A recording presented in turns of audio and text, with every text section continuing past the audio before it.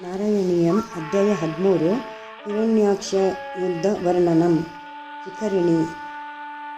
ಹಿರಣ್ಯಾಕ್ಷಂ ತಾವದ್ವರದ ಭವದನ್ವೇಷಣ ಪರಂ ಚರಂತಂ ಸಾಂವರ್ತೆ ಪಯಸಿ ನಿಜ ಜಂಘಾ ಪರಿಮಿತೆ ಭವದ್ಭಕ್ತೋ ಗತ್ವಾ ಕಪಟಪಟು ಧೀರ್ನಾರದ ಮುನಿಃ ಶನೈರುಚೇ ನಂದನ್ ಧನುಜಮಪಿ ನಿಂದಂ ಸ್ತವ ಬಲಂ ವರಾರೋಹಾಯ ನಮಃ.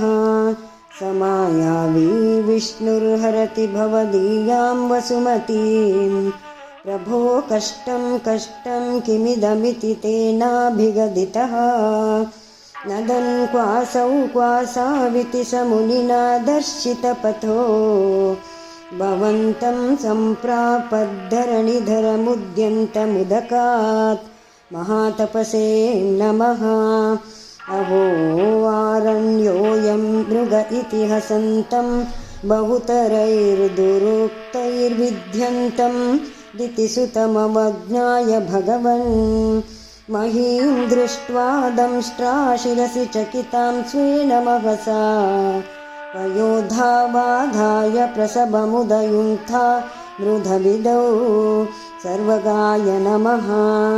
गदापाणौ दैत्ये त्वमपि हि गृहीतोन्नतगदो नियुद्धेन क्रीडन् घटघटारवोद्गुष्टवियता रणालोकौत्सुक्यान्मिलति सुरसङ्घे धृतममुं निरुन्ध्या सन्ध्याथ प्रथममिति धात्रा जगदिशे सर्वविद्भानवे नमः.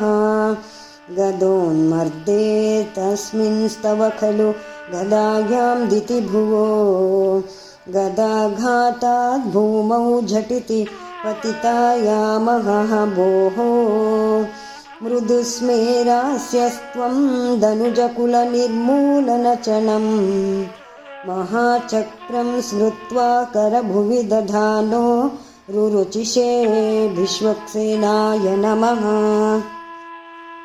ततः शूलं कालप्रतिमऋषि दैत्ये विसृजति त्वयि चिन्दत्येनत्करकलितचक्रप्रहरणात् समारुष्टो मुष्ट्या स खलु वितुद्धं स्वां समतनोत् गलन्माये मायास्त्वयि किल जगन्मोहनकरीः जनार्दनाय नमः.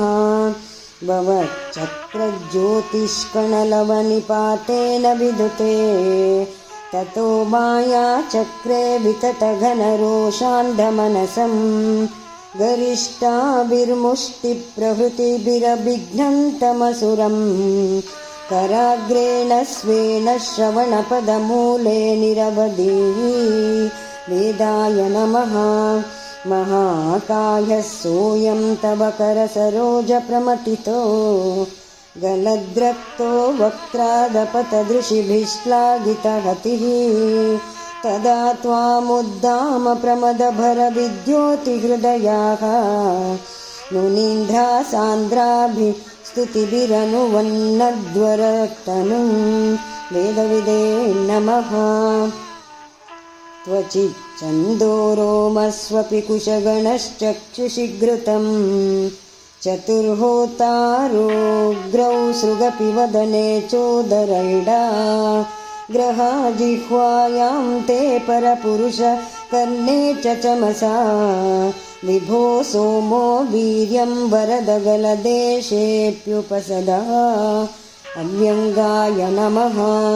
मुनीन्द्रैरित्यादिस्तवनमुकरैर्मोदितमनाः महीयस्या मूर्त्या विमलतरकीर्त्या च विलसन् स्वधिष्ण्यं सम्प्रार्थः सुकरसविहारी मधुरिपो निरुन्ध्यारोगं मे सकलमपि वातालयपते वेदाङ्गाय नमः.